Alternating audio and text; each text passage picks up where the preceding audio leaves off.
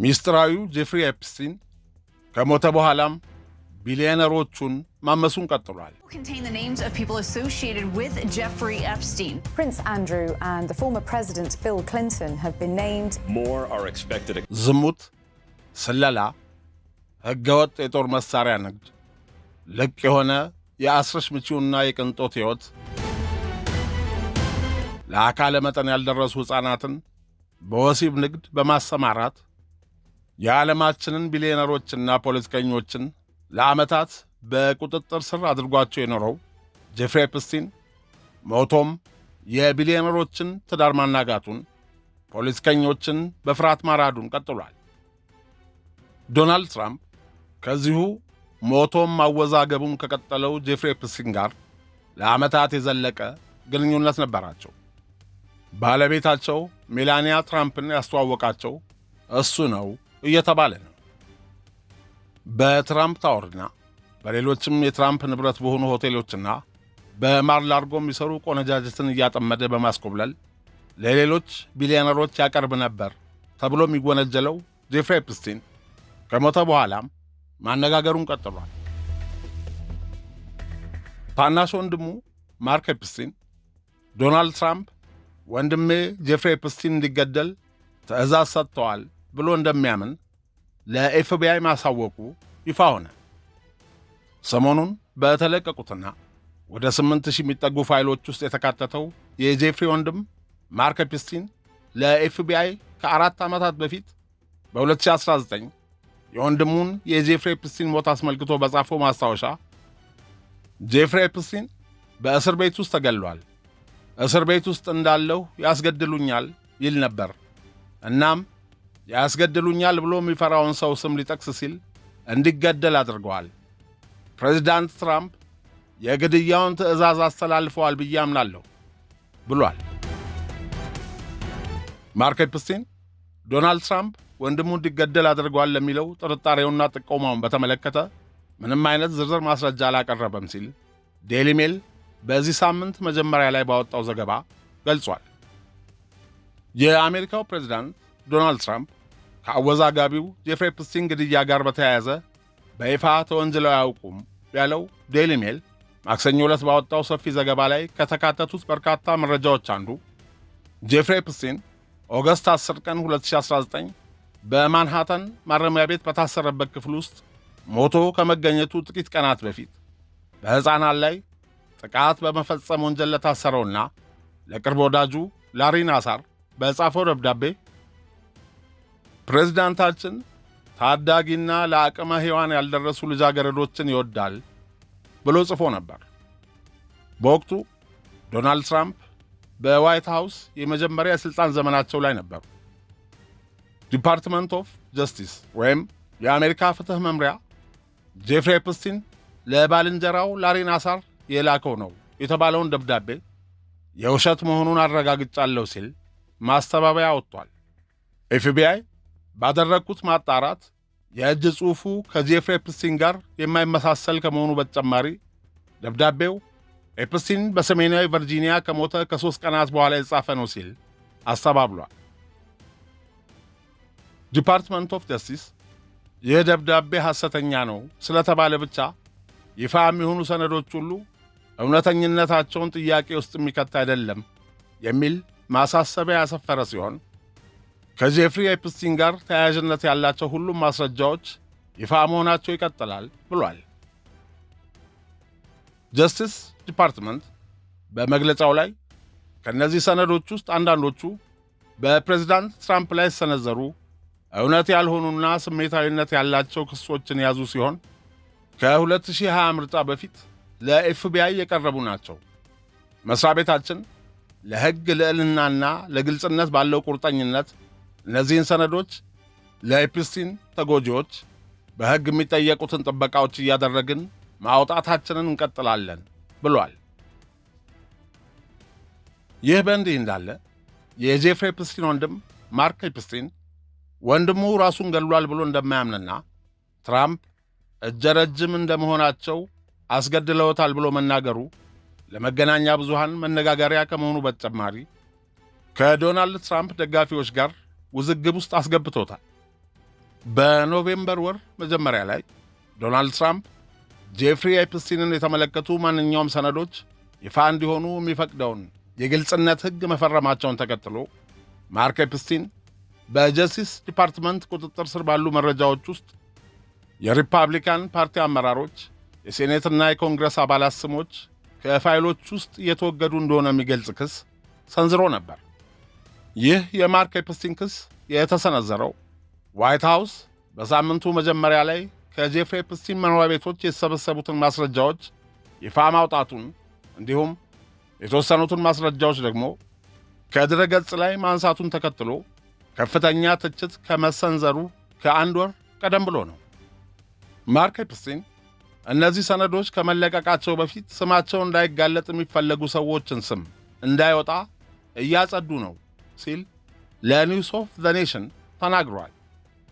ማርክ ኤፕስቲን ኤፍቢአይ ፋይሎቹን ለማጽዳት እየሠራ መሆኑን ታማኝ የሆነ ምንጭ ጠቁሞኛል።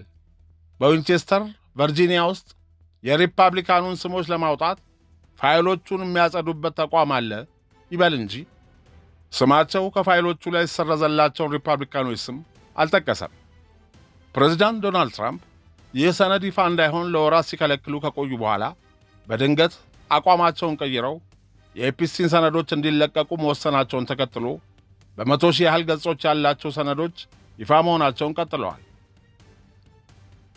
እነዚህ በጄፍሪ ኤፕስቲን መኖሪያ ቤት የተገኙ በአሜሪካ የፍትህ ሚኒስቴር በጥንቃቄና በሚስጥር በመጠበቅ ላይ ያሉ የጽሑፍ፣ የምስል እንዲሁም የፊልም ቅጂ ሰነዶች በኤፕስቲንና በግብረ አበሮቹ መካከል የተደረጉ የኢሜል ልውውጦች በአጠቃላይ ከ300 በላይ የዓለማችን ታዋቂ ሰዎች ከዚህ አወዛጋቢ ስብዕና ካለው ሰው ጋር ግንኙነት እንደነበራቸው የሚያመለክቱ ናቸው። በአንድ የሕዝብ ትምህርት ቤት ውስጥ የሕፃናት ሞግዚት የነበረችው እናቱ ፓውሊን ስቶልሆፍስኪና በኒውዮርክ ከተማ የፓርኮች የአረንጓዴ ቦታዎችና መናፈሻዎች አስተዳደር ውስጥ አትክልተኛና የጥበቃ ሠራተኛ የነበረው አባቱ ሲሞን ጆርጅ ኤፕስቲን በ1952 ጋብቻ ፈጽመው በዓመቱ ጃንዋሪ 20 ቀን 1953 የበህር ልጃቸው ጄፍሪ ኤድዋርድ ኤፕስቲን በኒውዮርክ ከተማ ብሩክሊን ውስጥ ተወለደ። አይሁዳዊ የነበሩት ወላጆቹ በቀጣዮቹ ተከታታይ ዓመታት 2 ወንድ ልጆችና አንዲት ሴት ልጅ አፍርተዋል። ለሁለቱ ወንድሞቹና ለእህቱ አስፈላጊውን ሁሉ ያሟላላቸው የነበረው ጄፍሪ ኤፕስቲን ነበር። ጄፍሪና ማርክ ያደጉት በኒውዮርክ ብሩክሊን ውስጥ ባለው የባህር ዳርቻ አካባቢ ነበር። የኤፕስቲን ቤተሰብ በጣም ደግ፣ ተግባቢዎች፣ በጣም የዋህና ተወዳጅ የነበሩ መሆናቸውን ቤተሰቡን ከልጅነት እስከ ዕውቀት የሚያውቁ ወገኖች ምስክርነት ሰጥተዋል። የመጀመሪያ ደረጃ ትምህርቱን በመኖሪያቸው አቅራቢያ በሚገኝ በሕዝብ ትምህርት ቤት የተማረው ጄፍሪ ኤፕስቲን በመቀጠል ማርክ ትዌን ጁኒየር ሁለተኛ ደረጃ ትምህርት ቤት ገብቶ ተምሯል። የሁለተኛ ደረጃ ትምህርቱን ያጠናቀቀው አብዛኛውን ጊዜ የክፍል ጓደኞቹን በማስጠናት ገንዘብ ያገኝ ስለነበር ቀጭን ጌታ ሆኖ ነው። በሂሳብ ጎበዝ የነበረውና ከመናገር ይልቅ ማዳመጥ የሚወደው ዝምተኛውን ጄፍሪ ኤፕስቲንና ወንድሞቹን የሚያውቋቸው ሰዎች ኤፕስቲንን ጣፋጭና ለጋስ አድርገው ይቆጥሩታል። ትንሽ ወፍራምና ፊቱ በብጉር የተጠቀጠቀ ሁልጊዜ ከፊቱ ፈገግታ የማይጠፋው ነበር ስትል አንዲት ለዓመታት አብራው የተማረች ሴት ጓደኛው ለጋዜጠኞች ተናግራለች። በ1967 በኢንተርሎክን የሥነ ጥበባት ማዕከል ብሔራዊ የሙዚቃ ካምፕ ገብቶ የተለያዩ የሙዚቃ መሣሪያዎችን መጫወት ያስቻለውን ሥልጠና ወስዷል። ፒያኖ መጫወት የጀመረው በ5 ዓመቱ ነበር። እናም በኢንተርሎክን የሥነ ጥበባት ማዕከል ሰልጣኞችና በጓደኞቹ ዘንድ እንደ ጎበዝ ሙዚቀኛ ይቆጠር ነበር። ኒውዮርክ ያደገው ጄፍሪ ኤፕስቲን የሁለተኛ ደረጃ ትምህርቱን ካጠናቀቀ በኋላ ዩኒቨርሲቲ ባይገባም መምህር ከመሆን አላገደውም። በኒውዮርክ አፐር ኢስት ሳይድ በሚገኘው ዳልተን ትምህርት ቤት ለበርካታ ዓመታት ዳይሬክተር የነበረው ዶናልድ ባር በዳይሬክተርነት በቆየባቸው ዓመታት አያሌ ተገቢ ያልሆኑ ቅጥሮችና የመምህራን ምልመላዎችን ይፈጽም ነበር። ዶናልድ ባር ጄፍሪ ኤፕስቲንን በመቅጠር ቀጥተኛ ሚና እንደነበረው አልተረጋገጠም። ዶናልድ ባር ጁን 1974 ዓ.ም በይፋ ከዳይሬክተርነቱ ከተሰናበተ ከ3 ወራት በኋላ ጄፍሪ ኤፕስቲን ተገቢውን የትምህርት ማስረጃ ሳያቀርብና የዩኒቨርሲቲ ዲግሪ ሳይኖረው በትምህርት ቤቱ ማስተማር ጀመረ። በመምህርነት በሠራባቸው ዓመታት ውስጥ ለአቅመ ሔዋን ያልደረሱ ሴት ተማሪዎችን ለየት ያለ የማያቋርጥ ትኩረት የሚሰጥና ተገቢ ያልሆነ ባህሪ ያሳይ የነበረ ሲሆን በብዛት ወጣቶች በሚዝናኑባቸው የዳንስና የጌት ቱጌዘር ፓርቲዎች ላይ ይታደም እንደነበር የቀድሞ ተማሪዎቹ ያስታውሳሉ። ሌሎች ተማሪዎቹ ደግሞ ጄፍሪ ኤፕስቲን ሴት ተማሪዎችን ሲያሽኮረምም ያዩት እንደነበር ተናግረዋል። በ21 ዓመቱ የዓለማችን ሀብታምና ሀያላን ፖለቲከኛ ሰዎች ልጆችን የማስተማር ዕድል አገኘ። ይህ ዕድል ነው ሕይወቱን ከቀየረው አጋጣሚ ጋር ያገናኘው። ጄፍሪ ኤፕስቲን የቢር ስቴርሰን ኩባንያ ባለቤትና ዋና ሥራ አስፈጻሚ አለን ግሪንበርግ ሁለት ልጆችን ከትምህርት ቤቱ በተጨማሪ መኖሪያ ቤታቸው እየሄደ ያስጠና ነበር። በዚህ አጋጣሚ በልጆቹ አማካይነት ከአለን ግሪንበርግ ጋር የመተዋወቅ ዕድሉን አገኘ። የግሪንበርግ ሴት ልጅ ሊንኮፔል ወላጅ እናት በመምህራን ዓመታዊ ስብሰባ ላይ ጄፍሪ ኤፕስቲን በቦርድ አባልነት እንዲመረጥ ዘመቻ አካሂዳ ነበር። ሌሎች በዳልተን ትምህርት ቤት ልጆቻቸው የሚማሩ የተማሪ ወላጆች ባለጸጋው አለን ግሪንበርግ ባሳደረባቸው ተጽዕኖ ጄፍሪ ኤፕስቲንን በቦርድ አባልነት መረጡት። በዳልተን ትምህርት ቤት ለ2 ዓመታት በመምህርነት ካገለገለ በኋላ በጁን 1976 ዓ.ም በደካማ አፈጻጸም ሳቢያ ከትምህርት ቤቱ ተባረረ። በትርፍ ጊዜው በመኖሪያ ቤታቸው እየሄደ ያስጠናቸው የነበረው የአለን ግሪንበርግ ልጆች ውትወታም ታክሎበት በቢር ስቴርሰን ኩባንያ ውስጥ ተቀጥሮ በተለያዩ የኃላፊነት ቦታዎች ላይ ተመድቦ ለ4 ዓመታት ተኩል ያህል ሰርቷል። በ1980ዎቹ መጀመሪያ ላይ በሐሰተኛ ስም የኦስትሪያ ፓስፖርት ይዞ ነዋሪነቱ ሳውዲ አረቢያ መሆኑን የሚገልጽ የጉዞ ሰነድ በማዘጋጀት ወደ ሳውዲ አረቢያ አምርቶ ነበር። በዚያን ጊዜ በወቅቱ የዓለማችን ቁጥር 1 ባለጸጋ ለነበረው ሳውዲ አረቢያዊ የጦር መሳሪያ ነጋዴ አድናን ካሾጊ ፋይናንሻል አማካሪ ሆኖ ነበር። ባለጸጋውንና ጄፍሪ ኤፕስቲንን ያስተዋወቃቸው ዳግላስ ሊሲ የተባለ እንግሊዛዊ የጦር መሳሪያ አሻሻጭ ነው። አድናን ካሾጊና ጄፍሪ ኤፕስቲን በወቅቱ የኢራን ኮንትራ በተባለው ምስጢራዊ ተልእኮ የአሜሪካንን ጦር መሳሪያዎች ከእስራኤል ወደ ኢራን በማስተላለፍ እንቅስቃሴ ውስጥ በመሳተፍ በርካታ ሚሊዮን ዶላሮችን በኮሚሽን አግኝተዋል። በተዘዋዋሪም ለሞሳድ መስራት የጀመረው በዚህ ወቅት ነው የሚሉ ብዙዎች ናቸው። በ1982 ጄ ኤፕስቲንና ኩባንያው የተባለ የራሱን የንግድ ድርጅት አቋቋመ። ከ1 ቢሊዮን ዶላር በላይ ዋጋ ያላቸውን የደንበኞችን ንብረቶች ያስተዳድር የነበረው የዚህ ኩባንያ እንቅስቃሴ ስኬታማ ነበር። ብዙም ሳይቆይ ሀብቱን ፍሎሪዳ ውስጥ ባለ 1 ፎቅ መኖሪያ ቤት፣ ኒው ሜክሲኮ ውስጥ የእርሻ መሬት፣ ኒውዮርክ ውስጥ ሕንፃ በመግዛትና በተለያዩ ዘርፎች መዋለ ንዋይ በማፍሰስ ከዓለማችን ታዋቂ ሰዎች፣ አርቲስቶችና ፖለቲከኞች ጋር መታየት ጀመረ። በ1980ዎቹ ባቋቋመው ኩባንያ መሠረት የቪክቶሪያ ሴክሬትና የኤል ብራንድስ ባለቤትና መስራች ሌስ ዋክስነርን አጠቃላይ የንግድ እንቅስቃሴ፣ የግብርናና የድርጅቱን ሀብት አስተዳደር በበላይነት በመምራት ለ10 ዓመታት ያህል ከቆየ በኋላ ሙሉ ለሙሉ የቢሊዮነሩን ሀብትና ንብረት በመውሰድ በግምት 46 ሚሊዮን ዶላር ብቻ ለቢሊዮነሩ በመመለስ ቀሪውን ሀብት ጠቅልሎታል። ኤፕስቲንን በአጭር ጊዜ ውስጥ ወደ ቢሊዮነርነት የቀየረው ሀብት የተገኘው ሊዮን ብላክ ከተባለው ኢንቨስተር በተገኘ 158 ሚሊዮን ዶላር ሲሆን ከዚህ ገንዘብ ውስጥ 62.5 ሚሊዮን ዶላር በቨርጂን ደሴት ለራሱ ደሴት ግዥ እንደዋለ ተዘግቧል። ባለታሪካችን ጄፍሪ ኤፕስቲን በ45 ዓመቱ ያስተምርበት ከነበረው ዳልተን የሕዝብ ትምህርት ቤት 18 ብሎኮች ርቆ የሚገኝ አሁናዊ ዋጋው 77 ሚሊዮን ዶላር የሚገመት ባለ 9 ፎቅ መኖሪያ ሕንፃ ባለቤት በመሆን ወደ ሀብት ማማ መወጣጣቱን ተያያዘው። ይህን ተከትሎም በዋሽንግተን፣ በለንደን፣ በፓሪስና በጄኔቭ በርካታ የቅንጦት ቪላዎችን በመግዛት በፓልም ቢች በሚገኘው የባህር ዳርቻ ስቴት ሕንፃዎችን የግሉ ለማድረግ በቃ። በ2003 ዓ.ም ከፊልም ፕሮዲውሰሩ ሃርቪ ዌንስቴን ጋር የኒውዮርክ መጽሔትን ለመግዛት ያልተሳካ ሙከራ አድርጓል። በዚያው ዓመት በአሜሪካ መገናኛ ብዙሃን ሰፊ ሽፋን የተሰጠውን ለሃርቫርድ ዩኒቨርሲቲ የ$30 ሚሊዮን የገንዘብ ልገሳ አድርጓል። ጄፍሪ ኤፕስቲን ምንም እንኳን ያላገባ ቢሆንም ከጊዝላኔ ማክስዌል ጋር ለዓመታት የዘለቀ አብሮነትና ከሌላዋ ዝነኛ ኢቫ አንደርሰን ዱቢን እንዲሁም ከሌሎች ሴቶች ጋር የፍቅር ግንኙነት ነበረው። ጊዝላኔ ማክስዌል አንድ ወቅት በእንግሊዝ አገር የበርካታ ዕለታዊ ጋዜጦችና መጽሔቶች አሳታሚ የነበረውና ዛሬ ድረስ አሟሟቱ አወዛጋቢና አነጋጋሪ የሆነው የሮበርት ማክስዌል ልጅ ናት።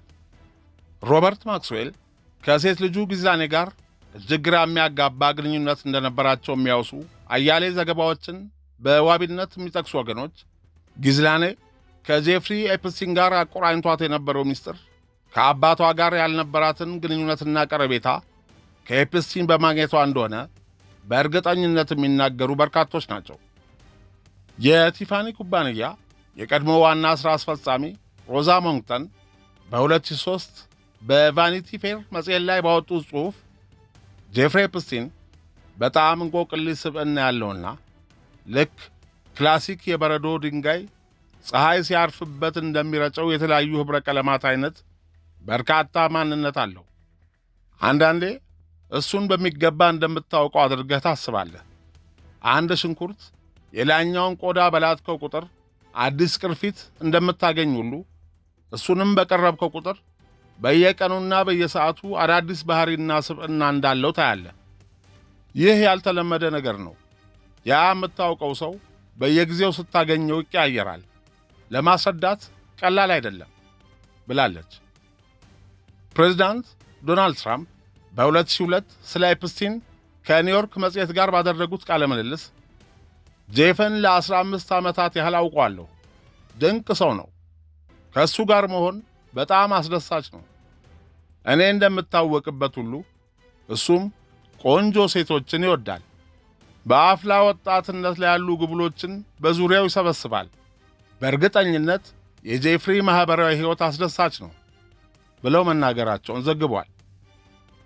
ኒውዮርክ ታይምስ እንደዘገበው ኤፕስቲን ለቢሊዮነሮች የግብር ክፍያ ሂደት አገልግሎት እንዲሁም ንብረታቸውን በማስተዳደር ከፍተኛ ሀብትን ለማከማቸት አስችሎታል።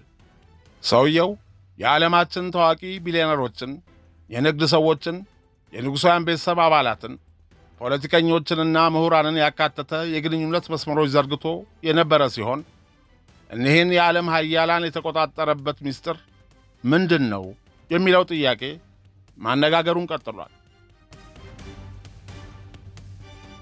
ጄፍሪ ኤፕስቲን ከጋዜጠኛ ማይክል ቮልፍ ጋር ባደረገው ቃለ ምልልስ ትራምፕ ለ10 ዓመታት የቅርብ ጓደኛው እንደነበሩ ተናግሯል። በመቀጠልም ዶናልድ ትራምፕ ከቅርብ ጓደኞቻቸው ሚስቶች ጋር የግብረ ሥጋ ግንኙነት ማድረግ ይወዱ ነበር ብሏል። ዶናልድ ትራምፕ ከአሁኗ ባለቤታቸው ሜላኒያ ጋር ለመጀመሪያ ጊዜ ሲተኙ ኤፕስቲን በአውሮፕላን ውስጥ እንደነበር ተናግሯል። ከ25 ዓመታት በፊት በ2000 አጋማሽ 1 ከሰዓት በትራምፕ ማር አላጎ ክለብ ስፓ ውስጥ በረዳትነት ተቀጥራ ትሠራ የነበረችው የ17 ዓመቷ ቨርጂኒያ ሉዊስ ጂውፍሬ ከሪሴፕሽኑ ዴስክ ጀርባ ተቀምጣ ስለ ማሳጅ ጥበብና ዘዴዎች የሚያወሳ መጽሐፍ እያነበበች ሳለ ጊዝላኔ ማክስዌል ቀረብ አለቻትና እያነበበች ያለው መጽሐፍ ምን እንደሆነ ጠየቀቻት። ቨርጂኒያ ሉዊዝ ስለ ማሳጅ ጥበብና ሕክምና እንደሆነ ነገረቻት። ጊዝላኔ ቨርጂኒያ ሉዊዝን በማድነቅ ጥበቡን ለማወቅ የምታደርገው ጥረት የሚገርም መሆኑን ነገረቻት። ትንሽ ልምድና ሥልጠና እንደሚያስፈልጋትና እንዲህ ያለ ፍላጎት ያላት እንደሷ ያለችን ጎበዝ ሴት ማገዝ በጣም የሚያስደስታት በመሆኑ ሥልጠናውን እሷ ልታመቻችላት እንደምትችል በመግለጽ ፈቃደኝነቷን ጠየቀቻት። ቨርጂኒያ ሉዊዝ ግብዣውን በደስታ ተቀበለች። ሳታውቀውም የጄፍሪ ኤፕስቲንና የጊዝላኔ ማክስዌል ወጥመድ ውስጥ ሰተት ብላ ገባች። መጀመሪያ ላይ ሁለቱ ጥንዶች ጥሩ ሰዎች ስለመሰሉኝ አምኛቸው ነበር። በሕይወቴ ስላሳለፍኩት በጣም ከባድ ጊዜያት ነገርኳቸው። አካላዊ ጥቃት ይደርስብኝ እንደነበር ለእነሱ ልነግራቸው የምችለውን ያሳለፍኳቸውን በጣም መጥፎ ነገሮች ሁሉ በዝርዝር ተረኩላቸው። ሁለቱም በጥሞና ካዳመጡኝ በኋላ አይዞሽ ዓለም እንዲህ ናት ሲሉ አጽናኑ። ነገር ግን ብዙም ያልደነቃቸው ለምን እንደሆነ የገባኝ ዘግይቶ ነበር። ምክንያቱም አሁንም ለዚያው ችግር ተጋላጭ እንደሆን እያመቻቹኝ ስለነበረ ነው ብላለች። ጊዝላኔ ማክስዌል ከፍቅረኛዋ ጄፍሪ ኤፕስቲን ጋር ካስተዋወቀቻት በኋላ ሁለቱ ዕውቅ የማሳጅ ባለሙያና የማሳጅ ቴራፒስት እንድትሆኚ እናሰለጥንሻለን በማለት በቅንጡ ቪላቸው በአንዱ ውስጥ ቀስ በቀስ የወሲብ አገልግሎት እንድትሰጥ አጥምደው ከአጸያፊው ድብቅ ዓላማቸው ጋር አስተዋወቋት። ከዚያ በኋላ ያሉትን 2 ዓመታት ተኩል ቨርጂኒያ ሉዊዝ ከጄፍሪ ኤፕስቲንና ከጊዝላኔ ማክስዌል ጋር ሕይወቷ ተቆራኝቶ ነበር። ከጥንዶቹ ጋር በፓልም ቢች፣ በማንሃታን ሃርበርት ኤን ስትራውስ ሃውስ እንዲሁም በኒው ሜክሲኮ የጄፍሪ ኤፕስቲን መኖሪያዎችና የጄፍሪ ኤፕስቲን የግል ደሴት ወደ ሆነችው ትንሿ ሴንት ጄምስ በርካታ ጉዞዎችን አድርጋለች። ቨርጂኒያ ሉዊዝ ኖቦዲስ ገርል ኤ ሜሞር ኦፍ ሰርቪንግ አቢዩዝ ኤንድ ፋይቲንግ ፎር ጀስቲስ በሚል ርዕስ ባሳተመችው መጽሐፏ የቀድሞው የእስራኤል ጠቅላይ ሚኒስትርና የመከላከያ ሚኒስትር የነበሩት ኢሁድ ባራክ በተደጋጋሚ ስላደረሱባት ስቃይ ሳይቀር ነው የተረከችው። ከኤፕስቲን ጋር በቆየሁባቸው ዓመታት ውስጥ እጅግ በጣም ብዙ የዓለማችን ዕውቅ ባለጸጎችና በዓለም ፖለቲካ ውስጥ ቁልፍ ሚና ለሚጫወቱ ሀያል ፖለቲከኞች የስሜት ማርኪያ እንደሆነ አከራይቶኛል። እነዚህ የዓለማችን ዕውቅ ባለጸጎችና ፖለቲከኞች እንደ ሰው ሳይሆን እንደ ዕቃ ይጠቀሙብኝ ነበር። ሆን ብለውም ይደባደባሉ፣ ይጋረፋሉ። ብዙዎቹ ባገኙት አጋጣሚ ስሜታቸውን ካረኩ በኋላ ይደበድቡኝ ነበር። ለ2 ዓመታት ተኩል በእነዚህ በዓለማችን ውስጥ ትልቅ ስምና ዝና፣ ከፍተኛ ሥልጣንና ገንዘብ ባላቸው ሰዎች ተደብድቤ ለቀናት ደም ሲፈሰኝና በጥልቅ ሕመም ስሰቃይ ቆይቻለሁ። እገሌ ከገሌ ሳይባል ሁሉም የወሲብ መገልገያ ባሪያ አድርገው ነበር የሚያዩን። ስለዚህም በዚህ አይነት ሁኔታ ልሞት እችላለሁ የሚል አስጨናቂ ፍርሃትና ስጋት ውስጥ ገብቼ ነበር ብላለች። በእነዚያ 2 ዓመታት ተኩል ጊዜ ውስጥ ለፕሪንስ አንድሪው፣ ለእስራኤሉ ጠቅላይ ሚኒስትር ኢሁድ ባራክ፣ ለሄጅ ፈንድ ሥራ አስኪያጁ ግሌን ዱቢን፣ ለጠበቃ አለን ዴርሾዊትስ፣ ለፖለቲከኛ ቢል ሪቻርድሰን፣ ለኤምአይቲ የሚሠራው ሳይንቲስት ማርቪን ሚኒስኪ፣ ለጠበቃ ጆርጅ ኤል፣ ለሞዴሊንግ ብሩዲንግ ወኪሉ ዣን ኤምሲና ለበርካታ የንግድ አጋሮቹ ወሲባዊ ስሜታቸውን እንዲያረኩባት አገልግሎት በመስጠት በኤፕስቲን ድብቅ የወሲብ ንግድ ዓለም ውስጥ ስትዳክር መቆየቷን በሐዘን ተናዛለች። የቨርጂኒያ ሉዊዝ መጽሐፍ ገና በአፍላ ዕድሜ ላይ ሳለች ደርሶባት ስለነበረው ጥቃትና ለራሷና ለሌሎች ሰለባዎች ፍትሕ ለማግኘት ያደረገችውን የዓመታት ትግል ይተርካል። ኢሁድ ባራክ የእስራኤል የመከላከያ ሚኒስትር ሆነው በሰሩባቸው ዓመታትና የአገሪቱ ጠቅላይ ሚኒስትር ሆነው በጡረታ እስከ ተገለሉበት ጊዜ ድረስ ባሉ ዓመታት ከጄፍሪ ኤፕስቲን ጋር በሽርክና ያቋቋሙት ኩባንያ ነበራቸው። በዚህ ኩባንያ አማካይነት በበርካታ የአፍሪካ ሀገራት ውስጥ ያሉ አምባገነን መንግስታት ሕዝብን የሚጨቁኑበትንና የሚያፍኑበትን ሥርዓቶች በመዘርጋት የስለላ መሣሪያዎች በማቅረብ ከእስራኤል የስለላና የደህንነት አገልግሎቶች ሥልጠና እንዲያገኙ በማድረግ ከፍተኛ ሚና ተጫውተዋል። የእስራኤል የስለላ ተቋም ሞሳድ ለበርካታ የአፍሪካ ሀገራት የደህንነትና የስለላ መሣሪያዎችን በመሸጥ ከፍተኛ ትርፍ አጋብሷል። እጀ ረጅም የስለላና የቢሊዮን ዶላሮች የገንዘብ ዝውውር አቀላጣፊና አቀባባይ እንደመሆኑ በ2002 የቀድሞውን የአሜሪካ ፕሬዝዳንት ቢል ክሊንተንንና ተዋናዮቹን ኬቪን ስፔሲና ክሪስ ታከርን በግል አውሮፕላኑ ወደ አፍሪካ በመውሰድ በተለያዩ የአፍሪካ ሀገራት መንግስታት ዘንድ የገጽታ ግንባታ ሥራ ሰርቷል። ጄፍሪ ኤፕስቲን በአፍሪካ የተለያዩ ሀገራት ምርጫን ተከትሎ የሚከሰቱ ሕዝባዊ አመጾችንና የጎዳና ነውጦችን ወደ ገንዘብ ለመቀየር የሚያስችል ዕድል መኖሩን አስመልክቶ ለእስራኤሉ ጠቅላይ ሚኒስትር ኢሁድ ባራክ በላከው የኢሜል መልእክት ላይ በበርካታ የአፍሪካ ሀገራት የሕዝብ ተቃውሞና የጎዳና አመጽ እየፈነዳ ነው። ይህን ተከትሎም በሥልጣን ላይ የሚገኙ መንግሥታትና መሪዎች ተስፋ በመቁረጥ ላይ ናቸው። ይህ ከእርሶ የተሰወረ አይደለም። መንግሥታቱ ይህን ውጥረትና አመጽ ለመግታት የስለላና የደህንነት መዋቅራቸውን ማዘመን ይፈልጋሉ። ስለዚህ ይህን ዕድል ተጠቅመን በኩባንያችን በኩል ወደ ትርፋማ ቢዝነስ ልንቀይረው ይገባል ሲል ያሳስባል። ኢሁድ ባራክም ያቀረብከው ሐሳብ ትክክል ነው፣ ግን ይህን ዕድል ወደ ገንዘብ መለወጥ ቀላል አይደለም። በምዕራብ አፍሪካዊቱ አገር ኮት ዲቯር ምርጫን ተከትሎ የተፈጠረውን ሕዝባዊ አመጽ ለመግታት የተቃዋሚዎችን እንቅስቃሴ ለማኮላሸት የሚያስችል አቅም ለማደራጀት እንዲሁም የስለላ ተቋምን ለማዘመን የእስራኤልን መንግሥት ጠይቀዋል። አንተና ሰዎችህ ከኮት ዲቯርና ከምዕራብ አፍሪካ ሀገራት መሪዎች መንግሥታት ጋር ስምምነቶችን ለመድረስ በመደራደር ካሰብከው ግብ መድረስ ይቻላል የሚል ምላሽ እንደሰጡት በቅርቡ ይፋ የሆኑ የኢሜል ሰነዶች አጋልጠዋል። ሞሳድ አፍሪካ ውስጥ በሚያደርጋቸው እንቅስቃሴዎች ጄፍሪ ኤፕስቲን የነበረውን ሚና የሚያጋልጡ ሚስጥራዊ ሰነዶች ይፋ ወጥተዋል። ዲኒያል ኦፍ ሴክሬትስ ያጋለጣቸው ሚስጥራዊ ሰነዶች የጄፍሪ ኤፕስቲን የግል ኢሜሎችንና የቀጠሮ የቀን መቁጠሪያዎች አጀንዳዎችን ያካተተ ነው።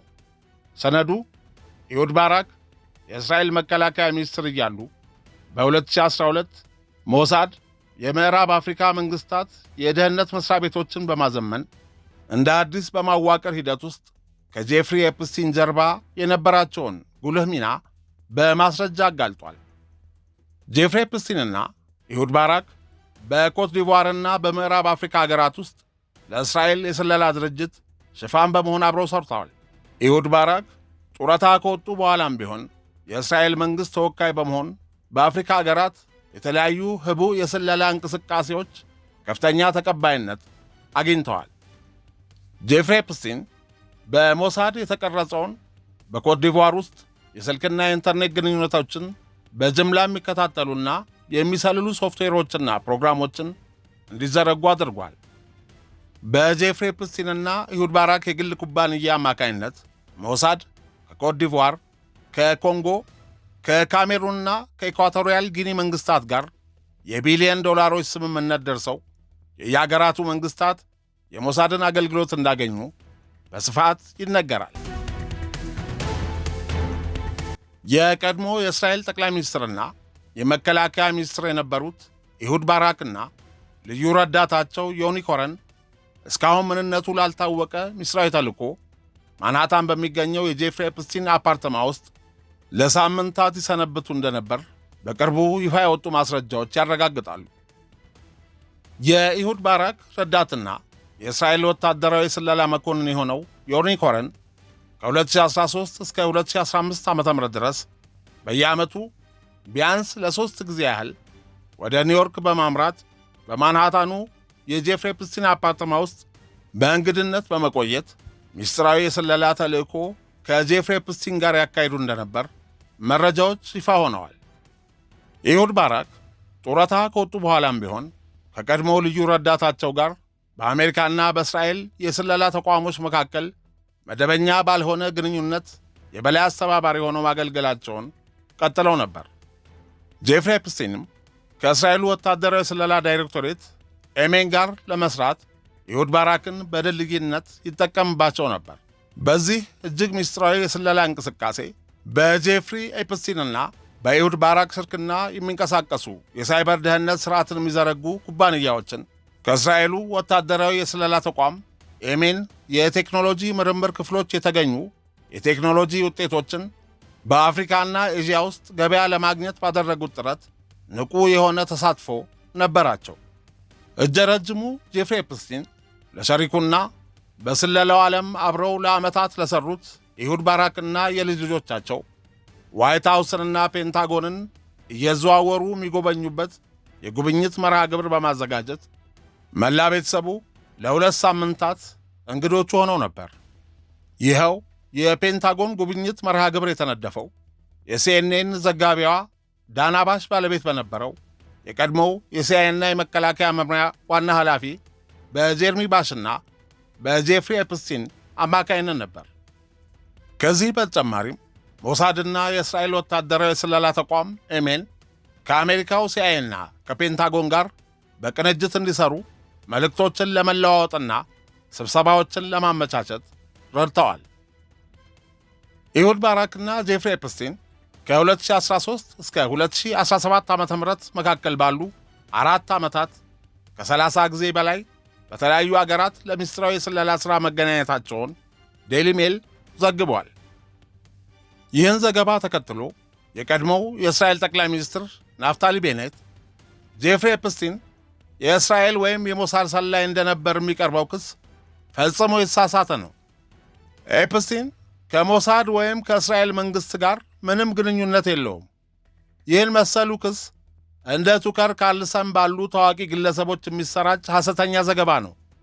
በዓለማችን ከቅርብ ጊዜ ወዲህ ጋዜጠኛ ነን፣ ተንታኝ ነን ባይ ብዙ ሺህ ግለሰቦች የማያውቁትን ነገር እንደሚያውቁ በማስመሰል ነገሮችን ፈጥረው ያወራሉ፣ ፕሮግራም ያዘጋጃሉ፣ በልበ ሙሉነት ይናገራሉ።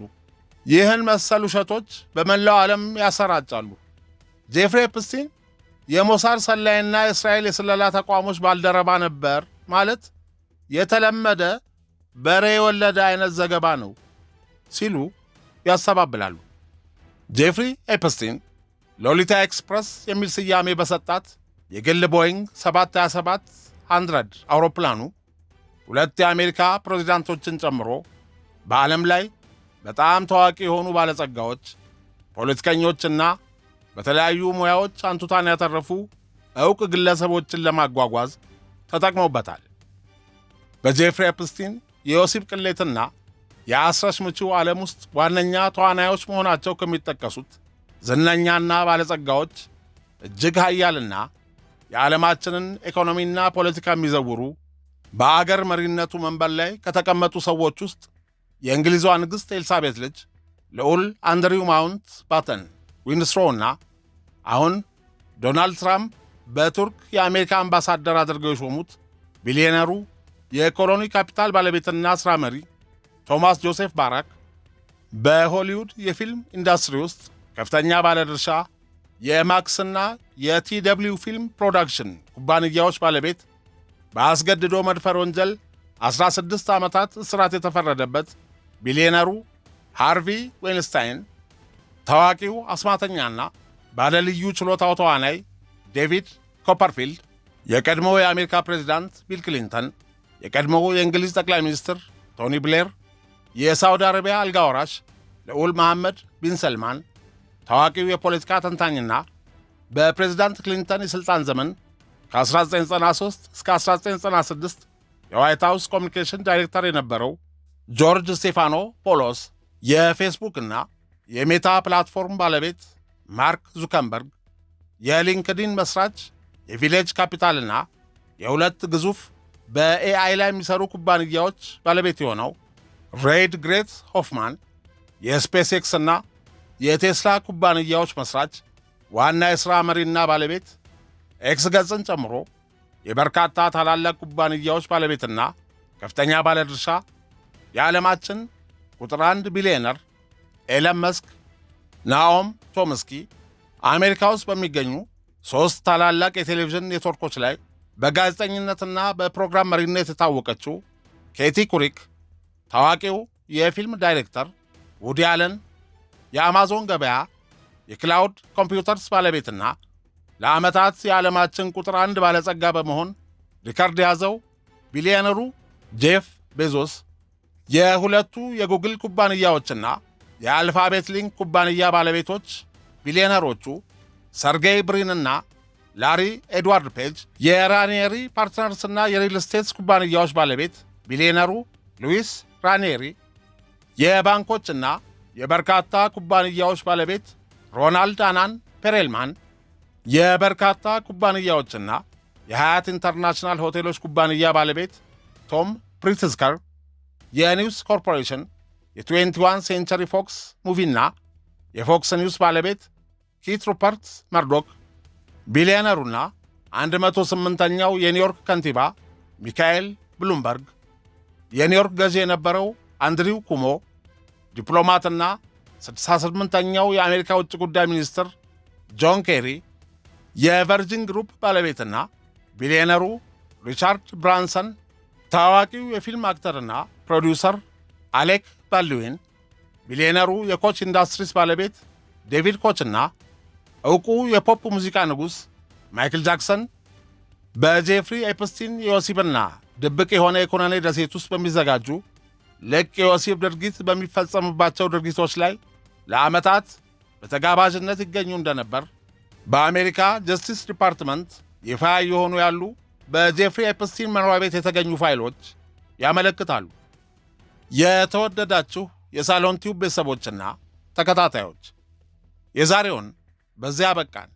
በቀጣይ የአወዛጋቢው ጄፍሪ ኤፕስቲን ሰለባ የሆኑ ከብራዚል፣ ከቤላሩስ፣ ከካዛኪስታን፣ ከኤስቶኒያ፣ ከሩማንያ፣ ከፓናማና ከጃማይካ ወደ አሜሪካ የተወሰዱ የጥቃቱ ሰለባዎችን አሳዛኝ ታሪክ፣ የቢሊዮነሮቹን ቅሌት፣ የሞት ነጋዴነት፣ የእልቂት ጠማቂነትና እንዲሁም ጄፍሪ ኤፕስቲንና የጅቡቲ ወደብ ምስጢር ያልተሰሙ ታሪኮችን ለሳሎን ቲዩብ ቤተሰቦች እንደምናቀርብ ቃል እንገባለን።